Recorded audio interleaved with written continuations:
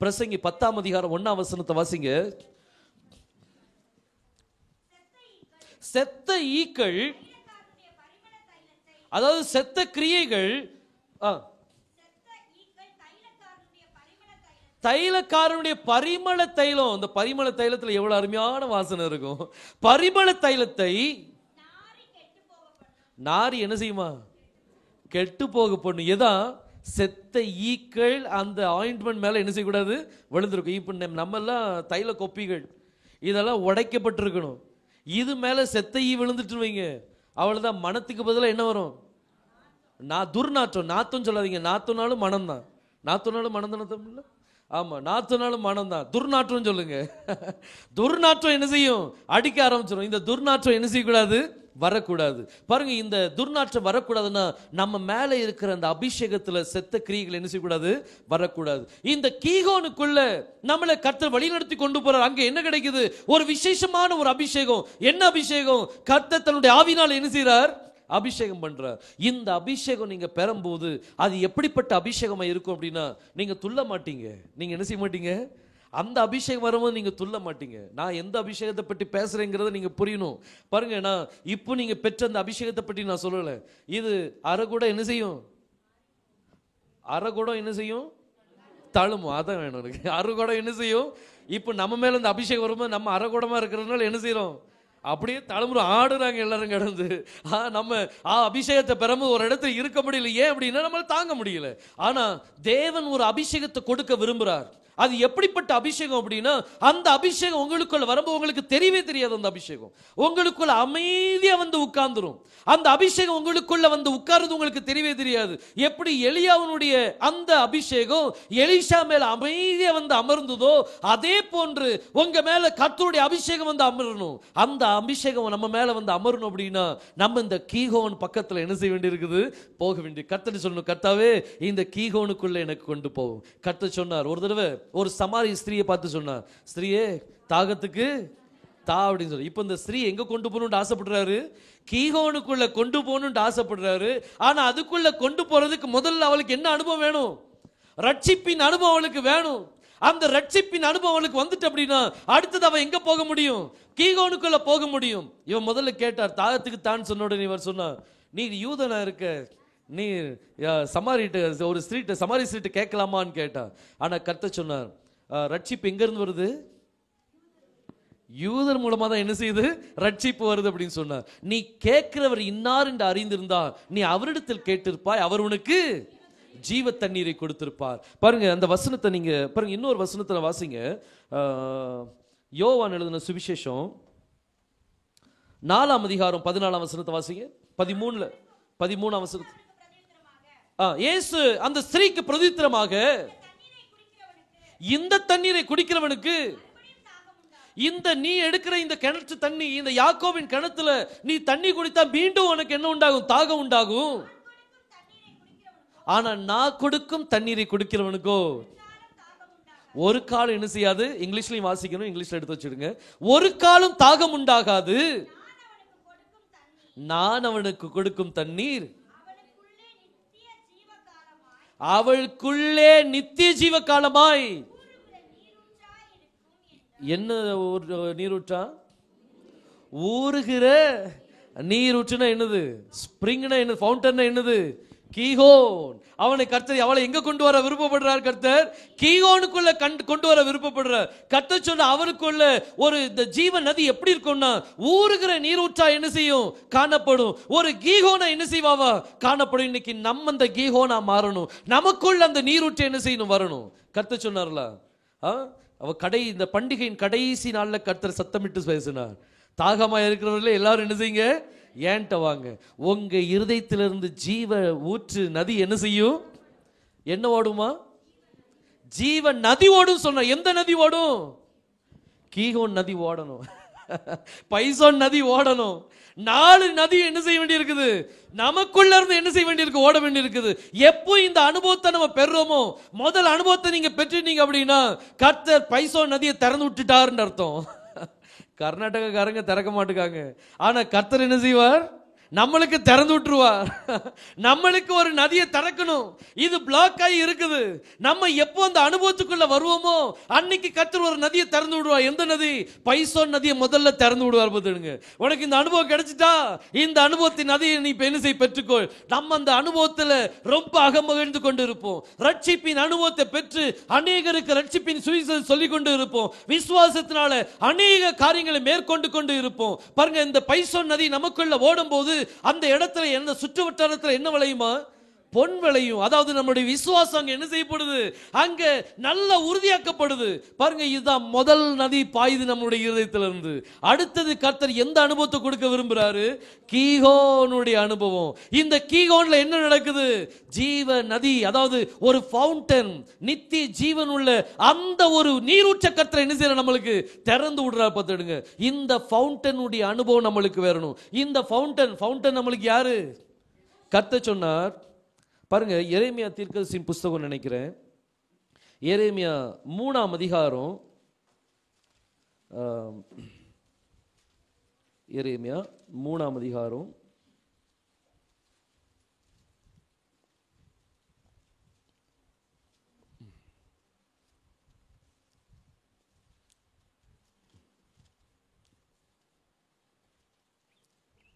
'ஜனங்கள் என்னை விட்டு வெடிப்புள்ள தொட்டியை தெரிந்து கொண்டார்கள்' இருக்கும் பாருங்க.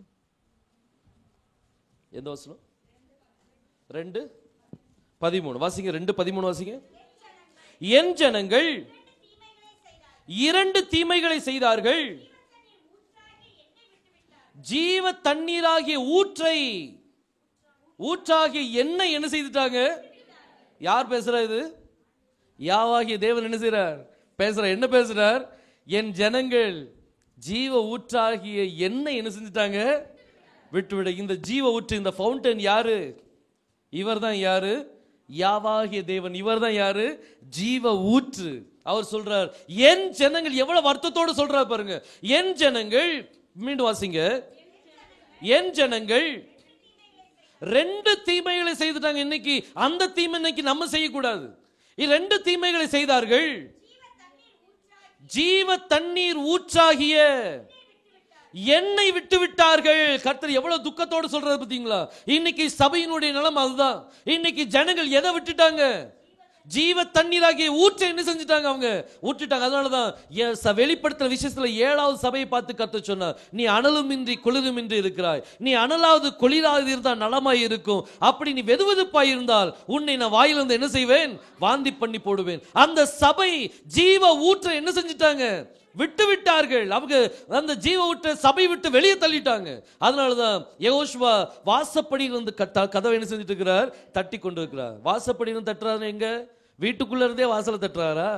வாசல் வெளியில இருந்து தட்டி, சபைக்கு வெளியில இருந்து கர்த்தர் வாசல் என்ன செஞ்சிட்டு இருக்கிறார்? தட்டி கொண்டிருக்கிறார். யார் தட்டுறது? ஜீவ ஊற்று அங்க தட்டி கொண்டு இருக்கிறார்.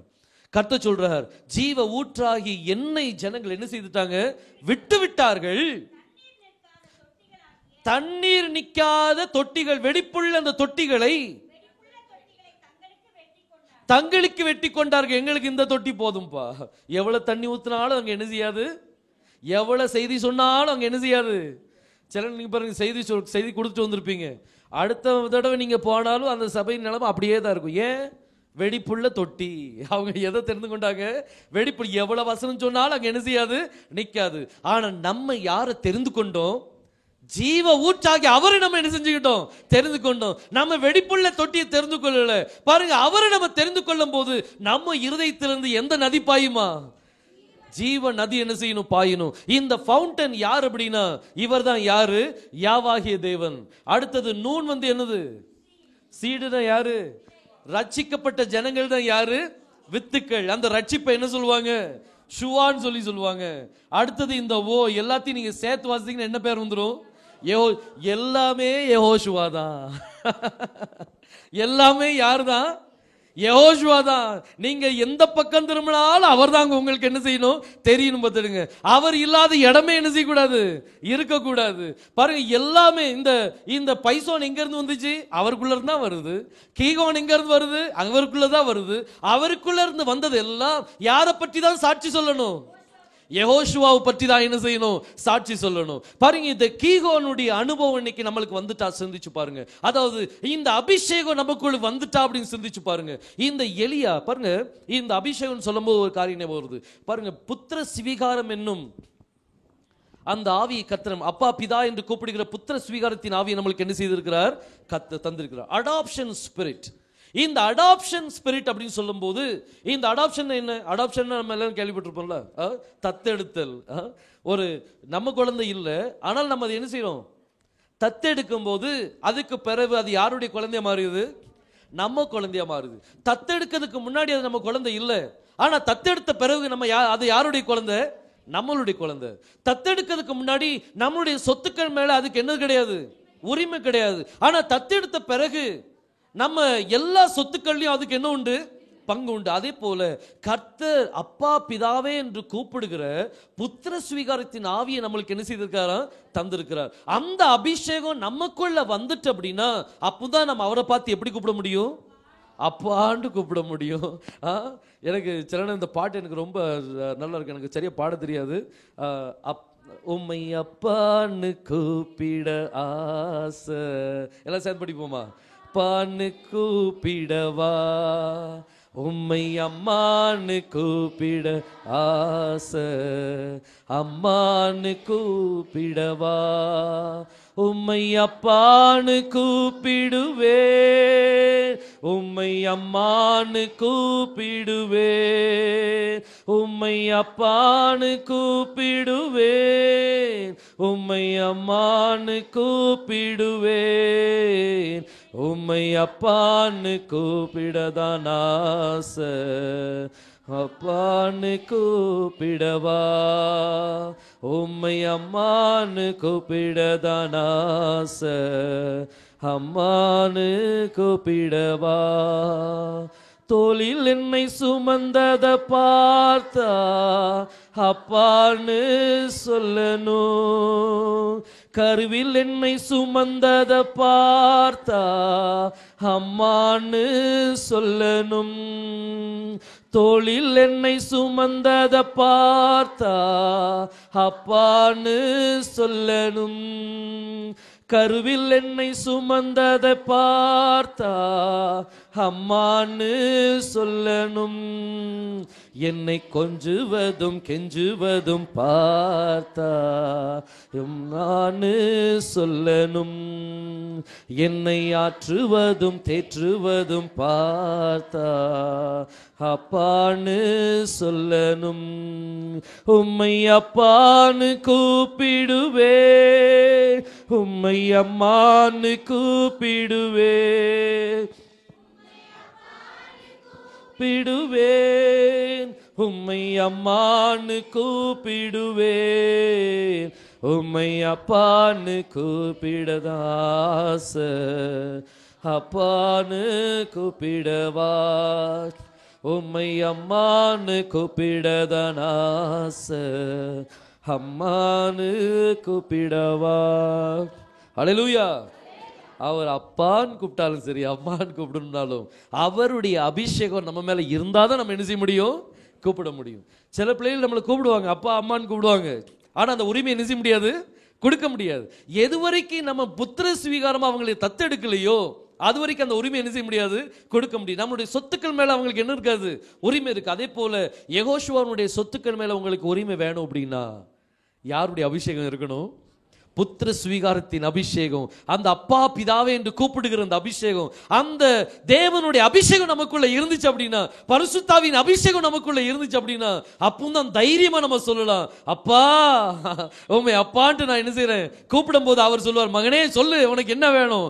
கர்த்தர் உரிமையோடு அவர் என்ன செய்வார், அந்த காரியம் செய்வார். பாருங்க, அந்த அபிஷேகத்துக்காக நம்ம கர்த்தருடைய சமூகத்துல காத்திருந்து என்ன செய்யணும், பெற்றுக்கணும். அபிஷேகத்தை நீங்க பெறாதவங்க இருந்தீங்கன்னா இன்னைக்கு கர்த்தாவே இந்த இடத்துல இடத்தை விட்டு நான் கடந்து போகும்போது எனக்கு நீர் அபிஷேகத்தை தரணும் கர்த்தாவே, எனக்கு உம்முடைய பரிசுத்தாவின் வல்லமை எனக்கு வேணும். உம்முடைய அபிஷேகம் இல்லாமல் அந்த இடத்தை விட்டு என்ன செய்யக்கூடாது, போக ஒரு தீர்மானம் எடுங்க. நான் அப்படி நிறைய தீர்மானத்தை நான் எடுத்திருந்தேன். சபையில உட்கார்ந்துருவேன், கர்த்தாவே இன்னைக்கு என்ன ஆனாலும் சரி, நான் இன்னைக்கு நைட்டு ஃபுல்லா அவருடைய சமூகத்தில் உட்கார்ந்துருவேன்னு சொல்லி அவருடைய சமூகத்தில் நைட்டெல்லாம் உட்கார்ந்து இருக்கிறேன். கிடைக்கல, ஆனாலும் விடுறதில்ல, இன்னொரு நைட் உட்காருவோம். இப்படி உட்கார்ந்து உட்கார்ந்து கர்த்தருடைய அபிஷேகத்தை என்ன செஞ்சிருக்கிறோம், பெற்றிருக்கிறோம். அதே போன்று நீங்க விடாமுயற்சியா செய்தீங்கன்னா கர்த்தர் அந்த அபிஷேகத்தை என்ன செய்வார், கொடுப்பார். கேளுங்கள் தரப்படும், தட்டுங்கள் என்ன செய்யப்படும், திறக்கப்படும், தேடுங்கள் அப்பொழுது உங்களுக்கு நீங்க கண்டடைவீர்கள்.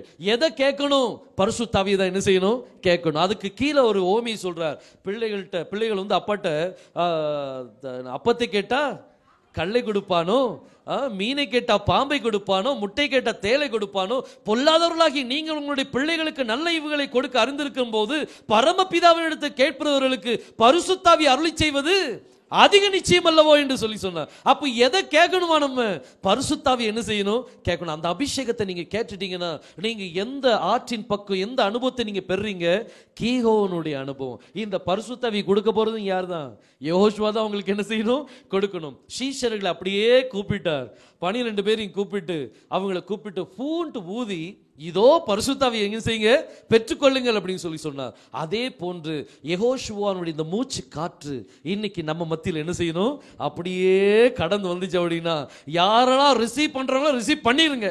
கர்த்தர்ட்ட கேட்கும், கர்த்தாவே இன்னைக்கு நம்முடைய சுவாச காற்றை நான் இன்னைக்கு ரிசீவ் பண்ணணும் கர்த்தாவே. உம்முடைய நான் இன்னைக்கு ஆதாம் எப்படி ஜீவாத்மா ஆனனோ அதே போல நான் உம்முடைய உயிர்ப்பிக்கிற ஆவி எனக்குள் வந்து என்னை உயிர்ப்பித்து தரட்டும் சொல்லி கேளுங்க. அவருடைய அபிஷேகம் நம்மளை என்ன செய்யணும், மூடணும். பாருங்க, முதலாவது ஆறு அது பைசோன், அந்த அனுபவம் நம்மளுக்கு வேணும். இரண்டாவது அனுபவம் என்னது, கீகோன். அங்க என்ன நடக்குது, அங்க சாலோமோனை அபிஷேகித்தார்கள். இன்னைக்கு அதே போன்ற அபிஷேகம் இன்னைக்கு நமக்குள்ள என்ன செய்யணும், கடந்து கத்துட்டு கேட்கணும், கர்த்தாவே என்னை ஒரு விஷயம் என்ன செய்யும், என்னை அபிஷேகத்தை தாரும். பாருங்க, இந்த ரெண்டு அனுபவம். அடுத்தது மூணாவது அனுபவத்துக்குள்ள போகலாம், வாசிங்க. மூன்றாம் ஆற்றுக்கு என்ன பேரா, ஹித்கேல் அப்படின்னு சொல்லி பெயர். இந்த ஹித்கேல் அப்படிங்கிற இந்த பெயரை நீங்க பார்க்கும்போது இந்த ஹித்கேல் இது ஒரு அனுபவம். இந்த அனுபவத்துக்குள்ளே நம்ம கடந்து போக வேண்டி இருக்குது. இந்த ஹித்கேல் அனுபவத்தை நம்ம பார்க்கும்போது அதுவும் பைபிள்ல 2 இடத்துல தான் கொடுக்கப்பட்டிருக்குது. எது அப்படின்னா, ஒன்று இந்த ஏதேன் தோட்டத்திலிருந்து வர்ற இந்த நதியினுடைய பெயர் வந்து ஹித்கேல். இன்னொரு இடம் வந்து தானியேல் அந்த ஹெத்கேல் நதி கிட்ட போறான். பாருங்க, வாசிங்க தானியேல் 10ஆம் அதிகாரம் அதுல 4ஆம் வசனத்தை 3ஆம் வசனம் 4ஆம் வசனத்தை வாசிங்க. அந்த 3 வாரம், அதாவது 21 நாள் உபவாசம் எடுக்கிறான். இந்த 21 நாள் உபவாசம் எடுத்த பின்பு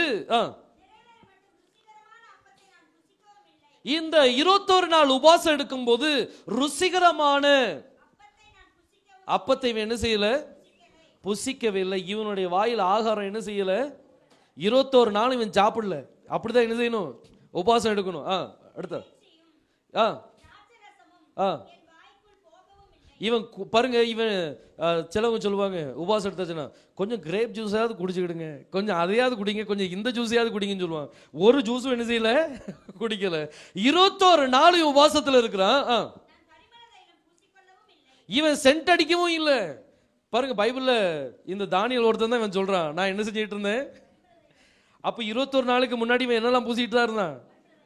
அதனால சென்ட் அடிக்கிறது தப்புன்னு சொல்ல வரல. இவனும் என்ன சென்ட் போட்டிருந்தா மத எடுங்க.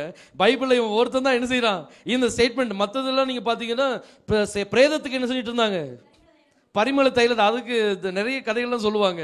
சென்ட் அடிக்கிறீங்க, இது என்னது, செத்துப்போன பாடிக்கு என்ன வேணுமா, ஸ்ப்ரே வேணுமான்னு சொல்லுவாங்க. சரி, அதெல்லாம் வேண்டாம். சரி, இங்க பார்ப்போம். 1ஆம் மாதம் 21ஆம் தேதியிலே நான் ஹித்கேல் என்னும் பெரிய ஆற்றங்கரையில் இருந்தேன். இந்த தானியேல் இந்த ஹித்கேல் ஆற்றங்கரையில போகும்போது இவனுக்கு ஒரு அனுபவம் அங்க கிடைக்குது. அதே போன்ற அனுபவம் இன்னைக்கு நமக்கும் வரணும். அப்படி வந்துட்டு அப்படின்னா நிச்சயமாகவே 3வது ஆற்றுக்கிட்ட நம்ம போயிட்டோம்னு சொல்லி அர்த்தம். நம்ம எங்க போயிட்டோம், 3வது ஆற்றுக்கிட்ட நம்ம போயிட்டோம். பாருங்க, இந்த ஹெதேக்கியேல் வந்து ரொம்ப ஒரு முக்கியமான ஒரு பேர். இந்த ஹெதேக்கியேல்ல பாருங்க, இந்த பேர்ல வந்து மொத்தம் 4 ஆல்பபெட் தான் உண்டு. ஹெதேக்கியேல் அப்படிங்கிற பேர்ல 4 ஆல்பபெட் தான் உண்டு. முதலாவது அல்பபெட் வந்து இது கெத். ரெண்டாவது அல்பபெட் வந்து தாலத். தாலத்னு என்னது? கெத்னு என்னது? வால், சுவரும் வரும். அடுத்தது என்னது? செப்பரேஷன். டீகோடிங்ல செப்பரேஷன் தான் ரொம்ப சூட்டபிளா இருக்கும் போது எடுங்க. செப்பரேஷன். அடுத்தது கோஃப், அடுத்தது லேமட். இந்த 4 அல்பபெட் சேரும் போது அதை நம்ம ஹெத்கேல் அப்படின்னு சொல்லி சொல்றோம். இந்த ஹெத்கேல் வந்து இதுல ஒரு அனுபவம் நம்மளுக்கு கிடைக்கும். இந்த அனுபவத்துக்குள்ள நம்ம கண்டிப்பா போனாது. இந்த அனுபவம் நிறைய பேருக்கு கிடைக்கும் போது ஆனா கிடைச்ச உடனே அவங்க என்ன சொல்லுவாங்கன்னா தன்னை பெருமை பாராட்டி கொள்வாங்க. இந்த ஹெத்கேல் அனுபவம் கிடைச்ச உடனே அது ஒரு பெரிய காரியமா நீங்க நினைக்காதீங்க. தேவன் நம்ம மேல என்ன சித்தம் வைத்திருக்கிறாங்கிறத நம்ம என்ன செய்யணும்? உணரணும். பாருங்க, இந்த தானியேல் 21 நாள் உபவாசம் எடுத்து முடிச்ச உடனே இவன் நேர எங்க போயிட்டான்? கர்த்தருடைய ஆவியானவர் இவனை எங்க வழி நடத்தாரு? இப்போ ஹெதேக்கியலுக்கு போங்க, நான் உனக்கு ஒரு அனுபவத்தை நான் தர்றேன் அப்படின்னு சொல்லிட்டாரு. இவன் நேர ஹெதேக்கியல் அந்த நதி ஆற்றங்கரைக்கு போறான். ஆனா நதி ஆற்றங்கரைக்கு போய் வாசிங்க, என் கண்களை ஏறெடுக்கல். இவன் கண்களை கர்த்தர் என்ன செய்யறாரு? இப்போ திறக்கிறார். கண்கள் ஏறெடுக்கிறேன் அப்படின்னு சொல்லும்போது கண்கள் என்ன செய்யப்படுது? திறக்கப்படுது. இவன் ஆவிக்குரிய கண்கள்ல பார்க்கிறான். கண்கள் ஏறெடுத்து பார்க்கும் போது சணல் வஸ்திரம் தரித்து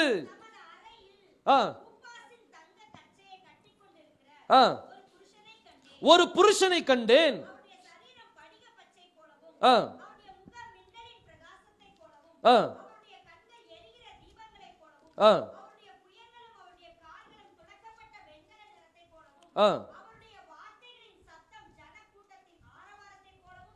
அவருடைய வார்த்தையின் சத்தம் எப்படி இருந்துதான்?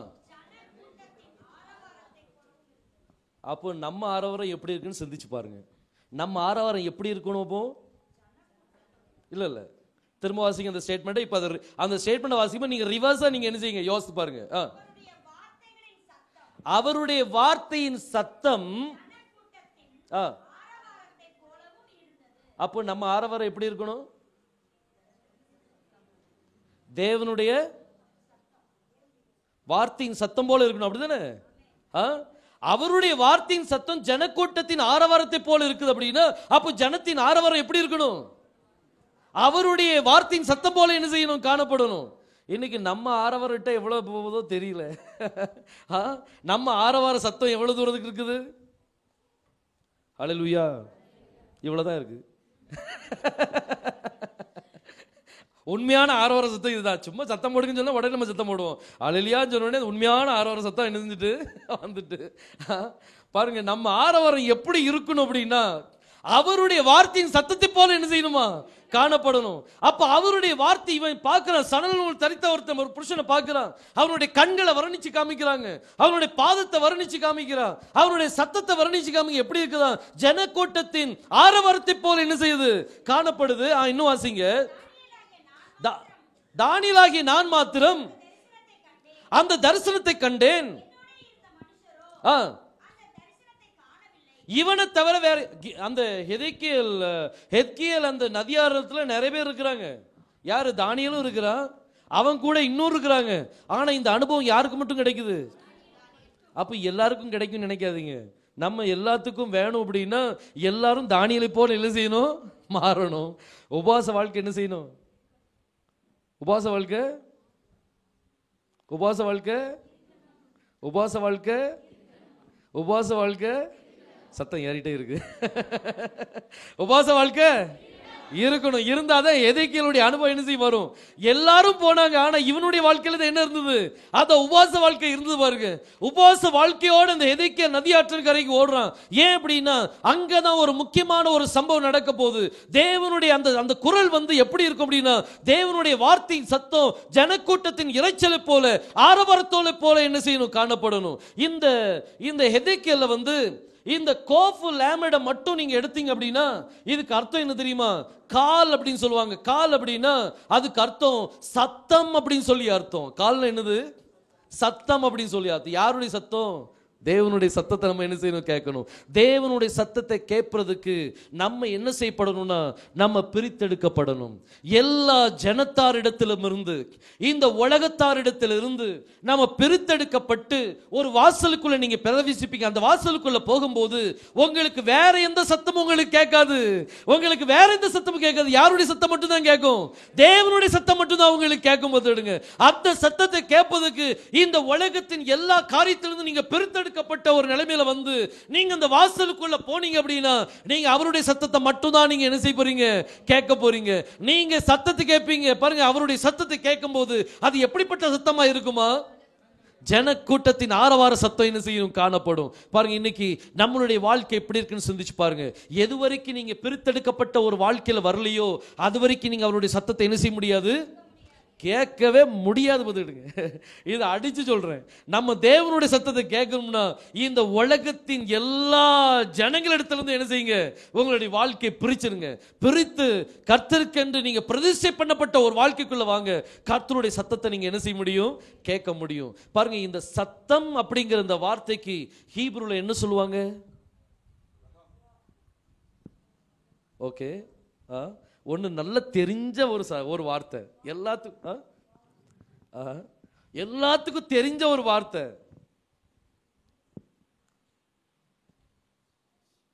ஹீப்ரூல முதல்ல எந்த வசனம் படிச்சீங்க? பெரஷித் பாரா எலோஹிம், அதான் படிச்சீங்க. ஓகே, சரி. ரெண்டாவது வசனம் எதை படிச்சீங்க?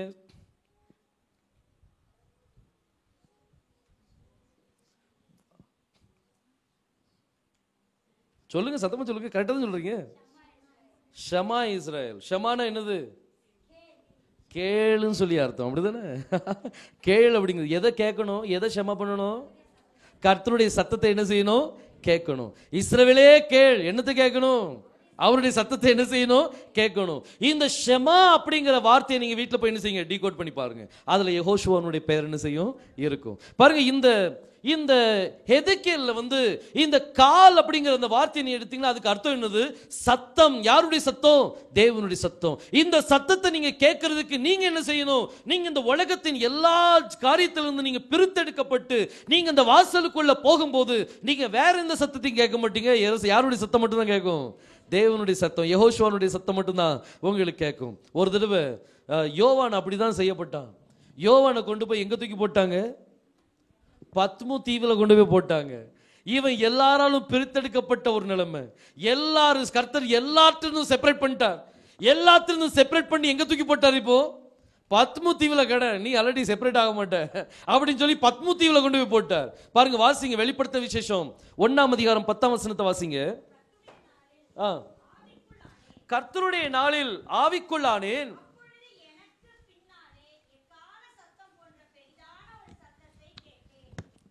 பாருங்க, திரும்ப அந்த வசனத்தை வாசிங்க.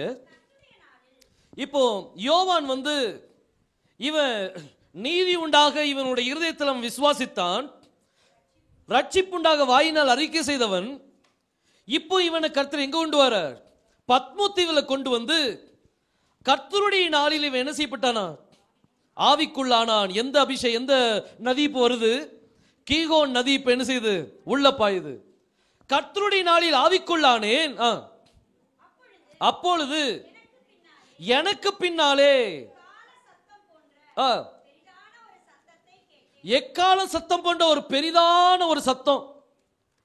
அதை யார் கேட்கிறா? எப்ப கேட்டான்? எல்லாத்திலிருந்தும் அவன் பிரித்தெடுக்கப்பட்ட நிலைமையில. பத்மு தீவுல வேற யாரும் கிடையாது. அங்க அவன் மட்டும் தான் கிடக்கான். அந்த தீவுல அவன் மட்டும் தான் கிடக்கான். இப்ப அந்த தீவுல அமைதியா உட்கார்ந்து இருக்கிறாரு. எல்லாத்தாலும் அதாவது இன்னும் நிறைய பேர் இருந்திருப்பாங்க, இல்லைன்ட்டு இல்லை, இருந்திருப்பாங்க. ஏன்னா அங்க வந்து இந்த தடிப்பார் கோஷ்டிகளை தான் அங்க என்ன செய்வாங்க? போடுவாங்க. எல்லாம் கிரிமினல் கோஷ்டிகளை தான் என்ன செய்வாங்க? தூக்கி போடுவாங்க. இப்போ இவன் அங்க இருக்கும்போது எல்லாத்தாலும் பிரித்தெடுக்கப்பட்ட நிலைமையில் அங்க இருக்கிறான். அப்போ கர்த்தர் தன்னுடைய சத்தத்தை கொடுக்கிறார். இவன் ஆவிக்குள்ளானோன்னு எக்கால சத்தம் போன்ற ஒரு பெரிதான ஒரு சத்தம். அந்த சத்தம் என்ன சொல்லிச்சான்? அது நான் அல்பாவும் ஓமேகாவும். இப்ப அந்த சத்தம் என்ன சத்தமா? அந்த எக்கால சத்தம் எப்படி இருந்துச்சான்? இவர் சொன்னது அல்பா ஓமேகா, நான் தான் அல்பா, நான் தான் ஒமேகா, நான் தான் ஆதி நாதி அந்தம் அப்படின்னு சொல்லும் போது அந்த சத்தம் எப்படிப்பட்ட சத்தமா இருந்துச்சா? எக்கால சத்தம் போன்ற என்ன செய்ததான் காணப்பட்டுச்சு. நீ காண்கிறதை ஒரு புஸ்தகத்தில் எழுதி ஆசியாவில் இருக்கிற எபேசு, சிமிர்னா,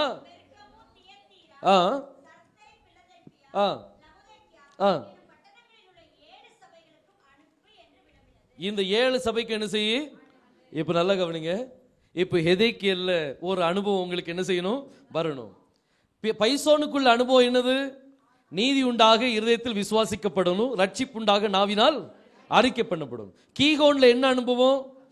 அபிஷேகத்தின் அனுபவம்.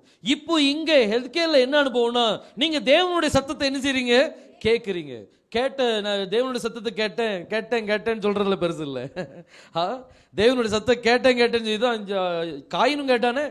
காயின்ட்ட கர்த்தர் பேசலையா? பேசினார்ல. கர்த்தர் கேட்டார், உன் சகோதரன் எங்கே அப்படின்னு கேட்டார். நான் என் சகோதரனுக்கு காவலாளியான்னு கேட்டான். பாருங்க, இன்னைக்கு அநேகர் இப்படிதான் இருக்கிறாங்க. எதிர்த்து தான் பேசுவாங்க. கர்த்தர் ஒரு காரியம் சொல்லுவார், ஆனா இவங்க என்ன செய்வாங்க? எதிர்த்து பேசுவாங்க. கர்த்தர் வார்த்தையை கொடுத்தாச்சுன்னா உடனே சரண்டர் ஆயிடணும். மறு பேச்சு என்ன செய்யக்கூடாது? பேசக்கூடாது. அப்படி பேசினாங்கன்னா நம்ம எப்படிப்பட்ட பிள்ளைகளா இருப்போம்? அடங்கா புடாரியான பிள்ளைகளா என்ன செய்வோம்? காணப்படுவோம். கர்த்தர் வார்த்தையை சொல்லிட்டாரா? சரி கர்த்தாவே, அது எதுக்கு இப்படி செய்யணும், ஏன் செய்யணும், அதனால இப்படி நடந்தா என்ன நடக்கும், ஒன்னும் கேட்க வேண்டாம். கர்த்தர் சொல்லிட்டாரா, அதுக்கு தலை குனிஞ்சு அதை செஞ்சிருங்க. அப்படிப்பட்ட பிள்ளைகள் தான் கர்த்தருக்கு விருப்பம். பாருங்க, இங்க கர்த்தருடைய சத்தம் இங்க கேக்குது. இவன் பத்மதீவில் இருக்கும்போது அல்பா ஓமேகா, நான் தான் அல்பா, நான் தான் ஓமேகா, நான் தான் முந்தினவர், நான் தான் பிந்தினவர் சத்தத்தை கேட்கும்போது எக்கால சத்தம் போன்ற சத்தம் இவன் கேட்கிறான். இந்த சத்தத்தை கேட்ட உடனே இவன் என்ன செய்தான் பாருங்க. அப்பொழுது என்னுடனே பேசின சத்தத்தை எதை பார்க்க? சத்தத்தை பார்க்க முடியுமா? என்னாச்சு? சத்தத்தை பார்க்க முடியுமா? இப்ப நான் ஒரு சத்தம் கொடுக்கிறேன், எலோஹிம் அப்படின்னு சத்தத்தை கொடுக்கிறேன். இந்த எலோஹிம்ங்கிற சத்தத்தை உங்களால பார்க்க முடியுதா? பார்க்க முடியல. ஆனா இங்க வேதம் சொல்லுது, திரும்ப வாசிங்க. அப்பொழுது என்னுடனே பேசின சத்தத்தை என்ன செய்ய? பார்க்க நான் திரும்பினேன். அந்த சத்தத்தை பார்க்க என்ன செய்தானா? திரும்பினான். இந்த சத்தத்தை இன்னைக்கு நீங்க இந்த எசேக்கியேல்ல நீங்க போகும்போது, எசேக்கியேலுடைய அனுபவத்துக்குள்ள போகும்போது, எல்லாராலும் பிரித்தெடுக்கப்பட்ட நிலைமையில நீங்க ஒரு வாசலுக்குள்ள போறீங்க. அங்க தேவனுடைய சத்தம் இருக்குது. அந்த சத்தத்தை நீங்க கேட்கும் போது நீங்க என்ன செய்யணும்? சத்தத்தை பார்க்க என்ன செய்யணும்? திரும்பணும். நீங்க அந்த சத்தத்தை பார்க்க என்ன செய்யணுமா? திரும்பணும். திரும்பின போது இந்த 7 பொன் குத்து விளக்குகளையும் 7 குத்து விளக்குகளின் மத்தியிலே நிலையங்கி தரித்து மார்பருகே யார பாக்குறான்? யெகோஷுவாவை பார்க்கிறான். வேற யாரையும் பார்க்கல. யார பார்க்கிறான்? யெகோஷுவாவை பார்க்கிறான். அந்த அனுபவத்துக்குள்ள நம்ம போகணும். இன்னைக்கு எசேக்கியேலுக்குள்ள வந்த நதிக்குள்ள வரும்போது அங்க ஒரு சத்தத்தை நீங்க கேட்பீங்க. உங்களை அழைக்கும் சத்தத்தை நீங்க கேட்பீங்க. சாமுவேலே சாமுவேலேன்னு சொல்ற சத்தத்தை கேட்பீங்க.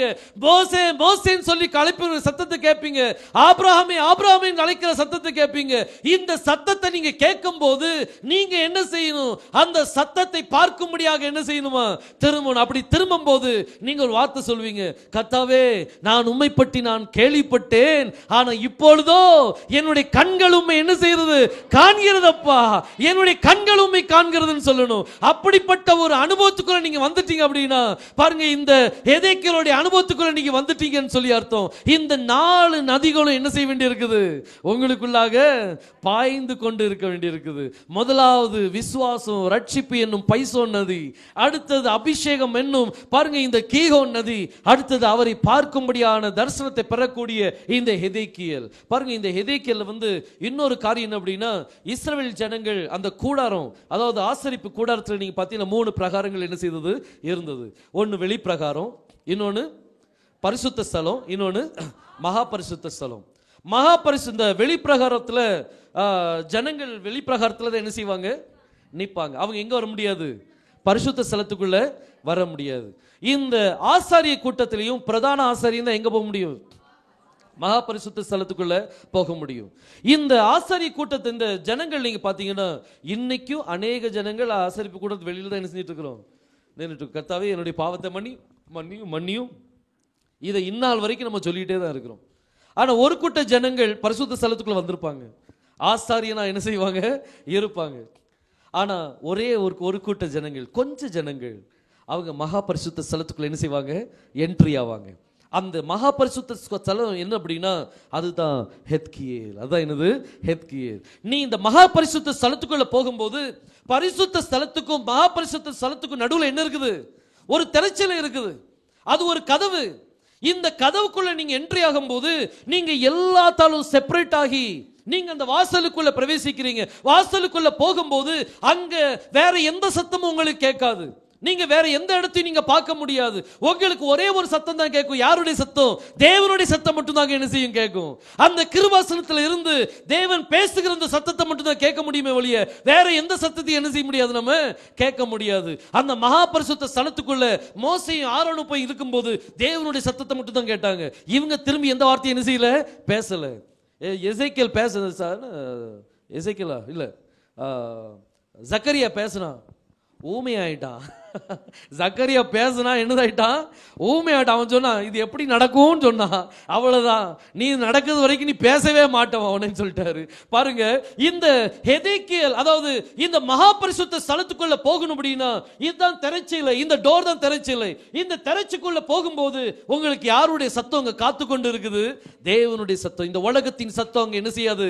வரவே செய்யாது. இன்னைக்கு அந்த மகா பரிசுத்த ஸ்தலத்துக்குள்ள அப்படியே என்ட்ரியாக பாருங்க. தேவன் அங்க சிலுவையில் இருக்கும்போது தம்முடைய மாம்சமாகிய அந்த திரையின் வழியாக அந்த மகா பரிசுத்த ஸ்தலத்துக்குள் போறதுக்கு ஒரு புதிதும் ஜீவனமான ஒரு மார்க்கத்தை என்ன செய்துட்டார்?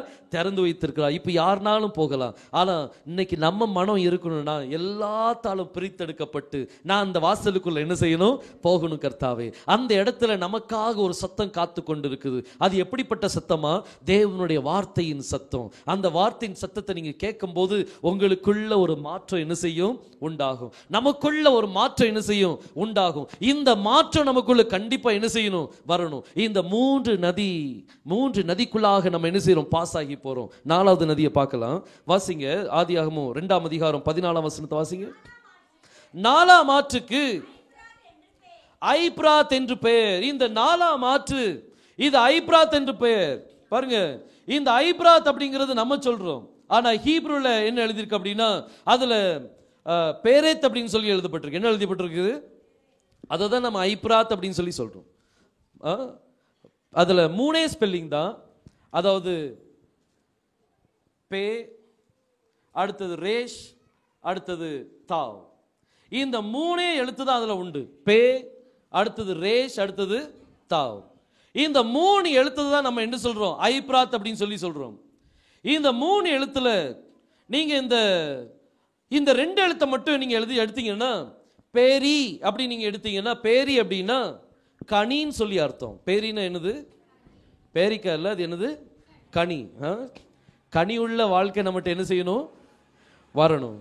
இவ்வளவு இருந்தும், இந்த 3 அனுபவங்கள் இருந்தும் கனி உள்ள வாழ்க்கை இல்லாட்டி எல்லாம் டசுபுசு தான். எல்லாம் முடிஞ்சு போச்சு, அவ்வளவுதான். பாருங்க, சிலவங்களுடைய வாழ்க்கையில நான் தேவனோடு பேசுறேன்னு சொல்லுவாங்க. கனி வேணுமே. கனி இல்லாத வாழ்க்கை ஒண்ணுமே இல்லை. கனி இல்லாட்டி ஒண்ணுமே இல்லை. பார்த்துடுங்க, பேர் கனின்னு வச்சிருப்பாங்க, ஆனா கனி என்ன செய்யாது? யாராவது இருக்கீங்களா கனி? கனி இருந்தா கனி என்ன செய்யணும்? இருக்கணும். என் தங்கச்சி பேரு கனிதான். என் தங்கச்சி பேரு ஜெபக்கனின்னு சொல்லுவோம் நாங்க. ஜெபக்கனின்னு பேரு. யாரு பேரு ஜெபக்கனி?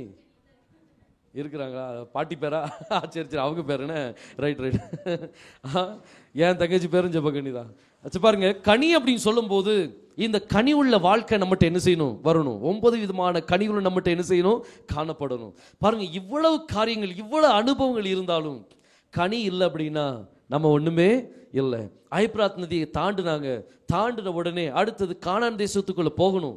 போகும்போது அவங்க அங்கிருந்து என்னத்தை கொண்டு வந்தாங்க? கனிகளை தான் என்ன செய்தாங்க? கொண்டு வந்தாங்க.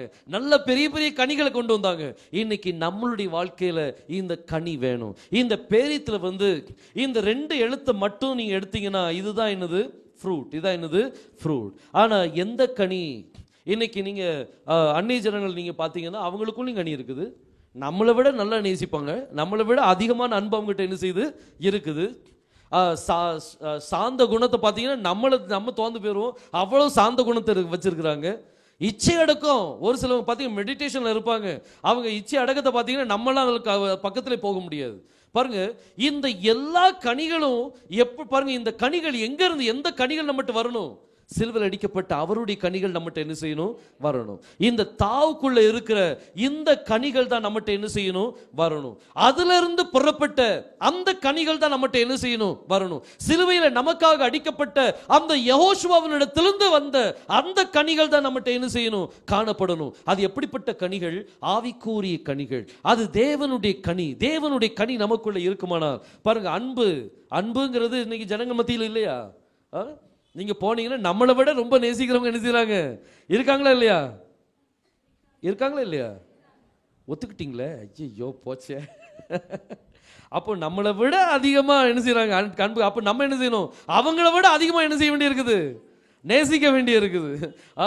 அன்புல பாருங்க, வேதம் சொல்லுது, நீ இந்த அன்புன்ட்டு வரும்போது நம்மளுடைய தேவனை போன்ற ஒரு அன்பான தேவன் வேற இந்த உலகத்துல யாருமே கிடையாது. இந்த உலகத்துல நடமாடும் ஒரு அன்பாக இருந்த ஒரு மனிதன் யாரு? யெகோஷுவா தான். அவர் தான் ஒரு அன்பான ஒரு தேவன். பாருங்க, அவரிடத்துல சிலுவையில் இருக்கும் போதும் கூட அவர் என்ன செய்தாரு? பிதாவே, இவர்கள் என்ன செய்யும்? மண்ணையும் தாங்கள் செய்கிறது இன்னதென்று அறியாது இருக்கிற எப்படிப்பட்ட ஒரு அன்பு பார்த்தீங்களா? அந்த அன்பு இன்னைக்கு நமக்குள்ள வந்துச்சு அப்படின்னா அந்த அன்பு தான் நம்மளுக்கு வேணும். எல்லாரையும் மன்னிக்க கூடிய ஒரு சுவாபம். யார் என்ன சொன்னாலும் சரி, அதை நம்ம மனசுல அப்படி தூசி மீது தட்டி விட்டுறணும். அது நம்ம மனசுல என்ன செய்யக்கூடாது? பதியக்கூடாது. பாருங்க, 1 கொரிந்தியர் 13ஆம் அதிகாரம் அதுல 4ஆம் வசனத்துல இருந்து வாசிங்க. எல்லாத்துக்கும் தெரிஞ்ச ஒரு வசனம் தான். அன்பு நீடிய சாந்தமும் எப்படிப்பட்டதா? அது முதல்ல உள்ளதை விட்டுட்டீங்களே, அது என்னது? நீடிய எப்படி இருக்கணுமா? சாந்தமா என்ன செய்யணும்? இருக்கணும். எப்படி இருக்கணும்? நாங்கள் சாந்தமாக தான் இருப்போம், நீடிய சாந்தமாலாம் இருக்க முடியாது சொல்லிடுறாங்க. ஸோ நீடிய சாந்தம் நமக்குள்ள என்ன செய்யணும்? வரணும். இது எப்போ வரும்? அந்த அபிஷேகம் இல்லாட்டி வராது. இந்த சிலுவையில் நமக்காக அடிக்கப்பட்ட அவருடைய அந்த காரியங்கள், அந்த அபிஷேகம் நமக்குள்ள இல்லை அப்படின்னா நமக்குள்ள அந்த காரியங்கள் என்ன செய்யாது? வராது. அவருடைய அந்த அபிஷேகம் இல்லாம இந்த 9 விதமான கனியும் நம்மகிட்ட இருந்து என்ன செய்யாது? வெளிப்படாது. பாருங்க, இன்னைக்கு பரிசுத்தாவியானவர் அபிஷேகம் எல்லார் மேலும் இறங்கும். எல்லாருமே இருங்கதா? தீயோர் மேலும் நல்லோர் மேலும் ஆவியை என்ன செய்வேன்? ஊற்றுவேன்னு சொல்ற. அப்போ தீயோர் மேலையும் கர்த்தர் ஊற்றுறார், நல்லோர் மேலையும் ஊற்றுறார். ஆனால் அவங்களுடைய கனிகளினாலே அவர்களை நீங்க என்ன செய்வீங்க? அறிவீர்கள்.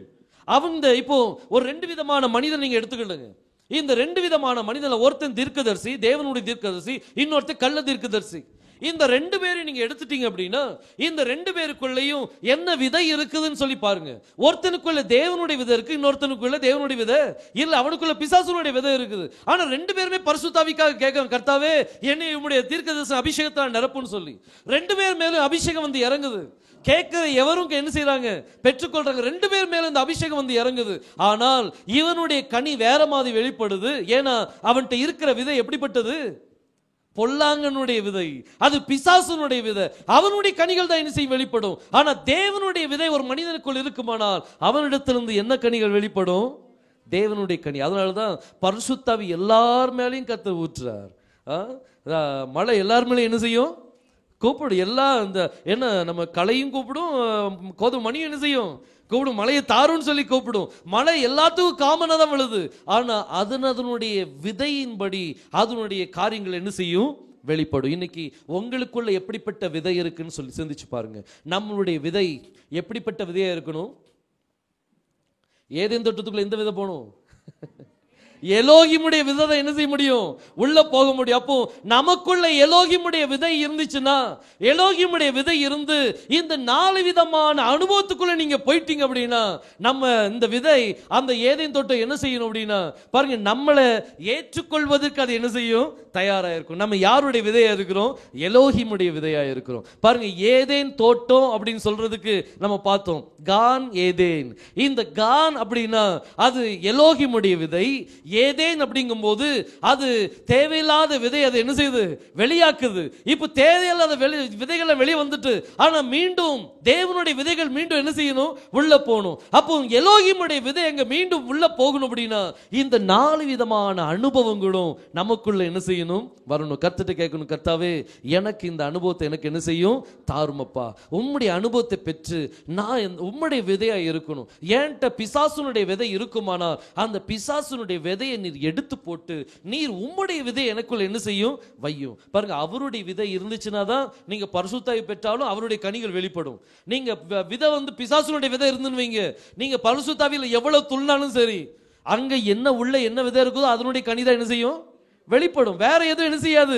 வெளிப்படும். அப்ப கர்த்தர்ட்ட நம்ம கேட்கக்கூடியது என்னன்னா, கர்த்தாவே எனக்குள்ள நீர் என்ன விதை வையும்? எலோகிம் உம்முடைய விதை என்ன செய்யும்? எனக்குள்ள வைத்தருளுமப்பா. உம்முடைய கனிகளை நான் என்ன செய்யணும்? வெளிப்படுத்தி தாரணும். கண்டிப்பா நிச்சயமா கர்த்தர் நம்மள என்ன செய்வார்? ஆசீர்வாதம் தருவார். நாம் ஜெபிப்போமா? கண்களை மூடி நம்ம ஜெபிப்போம். ஜெபிக்கும் போது கர்த்தர்ட்ட நம்ம கேட்கக்கூடியது, கர்த்தாவே இன்னைக்கு நான் என்னென்ன அனுபவத்தை குறித்து நான் கேள்விப்பட்டேனோ, ஏதேன் தோட்டத்தில் இருந்து ஆதாமும் ஏவாளும் துரத்தப்பட்ட ஒரு காரணத்தை நான் அறிந்து கொண்டேனப்பா. ஆனா மீண்டும் நான் உள்ள வர நான் ஆசைப்படுகிறேன். அந்த பரதேசிக்குள்ள இருக்கிற அந்த ஜீவ விருட்சத்தின் கனியை நான் புசிக்க நான் ஆசைப்படுகிறேனப்பா. எனக்குள்ள இந்த 4 விதமான அனுபவத்தை நீ கொண்டு வந்து தாரும். இந்த 4 விதமான அனுபவத்தை எனக்கு தாருன்னு சொல்லி கேளுங்க. கர்த்தர் நிச்சயமா ஆசீர்வதிப்பார். நீதி உண்டாக விசுவாசம் இருதயத்தில் விசுவாசிக்கப்படும். ரட்சிப்புண்டாக நாவினால் அறிக்கை பண்ணப்படும். இதுதான் முதல் அனுபவம். இந்த அனுபவம் உங்களுக்குள்ள இருக்குதா? சிந்திச்சு பாருங்க. அடுத்த அனுபவம் கீகோனுடைய அனுபவம், அதாவது அபிஷேகத்தின் அனுபவம். கர்த்தர்ட்ட கேளுங்க, கர்த்தாவே எனக்கு உம்முடைய அபிஷேகத்தை தாருமப்பா. எனக்கு உம்முடைய அபிஷேகத்தை தாங்க ராஜா, உம்முடைய அபிஷேகத்தை எனக்கு தாங்கன்னு சொல்லி கேளுங்க. அவருடைய அபிஷேகம் நமக்குள்ள வந்துச்சு அப்படின்னா, அது நீங்க இரண்டாவது அந்த கீகோனுடைய அபிஷேகத்துக்குள்ள நீங்க கடந்து போறீங்கன்னு சொல்லி அர்த்தம். மூணாவதாக அது ஹெத்கேலுடைய அந்த அனுபவம், அதாவது தேவனுடைய சத்தத்தை கேட்கறது மட்டுமல்ல, அந்த சத்தத்தை பார்க்கும்படியாக நீங்க உங்களை திருப்பும் போது நீங்க அவரை பார்த்து யோவான் செத்தவனை போட விழுந்து கடந்தாண்டு வேதம் சொல்கிறது. அதே போன்ற உங்களுக்குள்ள இருக்கிற அந்த முழுமையான காரியங்கள் எல்லாமே கர்த்தர் நீக்கி போட்டு ஒரு புது ஜீவனை கர்த்தர் உங்களுடைய வாழ்க்கையில கொடுக்க முடியாக அந்த அனுபவத்துக்குள்ள நீங்க கடந்து வரணும். 4வது அனுபவம் என்ன அப்படின்னா, அதுதான் அந்த யூப்ரேட் நதியினுடைய அனுபவம். அதாவது கனி கொடுக்கக்கூடிய ஒரு அனுபவம். யார் எந்த கனிகளை வெளிப்படுத்தணும்? நமக்காக சிலுவையில் அடிக்கப்பட்ட அந்த யெகோஷுவாவினுடைய கனிகளை நீங்க வெளிப்படுத்தணும். அந்த கனிகளை நீங்க வெளிப்படுத்தணும்னா சிலுவையில் அறையப்பட்ட அவருடைய வித்து, அவருடைய அந்த விதை, அவருடைய சாரா இன்னைக்கு நமக்குள்ள இருக்குமானா, அவருடைய வித்து இன்னைக்கு நமக்குள்ள இருக்குமானா, அந்த தண்ணீர் ஊற்றப்படும் போது இந்த விதையானது முளைத்து வரும்போது அது கனி கொடுக்கும் போது அது தேவனுடைய கனிகளை கொடுக்கும். அது தேவனுடைய கனிகளை, அந்த 9 விதமான கனிகளையும் கொடுக்கக்கூடிய ஒரு ஸ்லாக்கியத்தை கர்த்தர் தருவாராக. இன்னைக்கு மீண்டும் அந்த ஏதேன் தோட்டத்துக்குள்ள போறதுக்கு நீங்க எலோகிமுடைய வித்தாக மாற வேண்டி இருக்கிறது. நம்மளை கர்த்தருடைய சமூகத்தில் அர்ப்பணிப்போமா? ஒரு நாள் யோவான் சாணன் ஞானசானம் கொடுத்து கொண்டிருக்கும் போது எத்தனையோ பேர் ஞானசானம் எடுக்க வந்தாங்க. ஆனா ஒரு கூட்டத்தை பார்த்து யோவான் சாணன் சொன்னா, விரியன் பாம்பு குட்டிகளே, வரும் கோபத்துக்கு தப்பித்துக் கொள்ள வகை காட்டினவன் யார் என்று சொன்னான். இவங்க பைசோன் நதிக்கு வரும்போதே இவன் அடையாளம் கண்டு கொண்டான், இவன் பிசாசுனுடைய பிள்ளைகள் சொல்லி.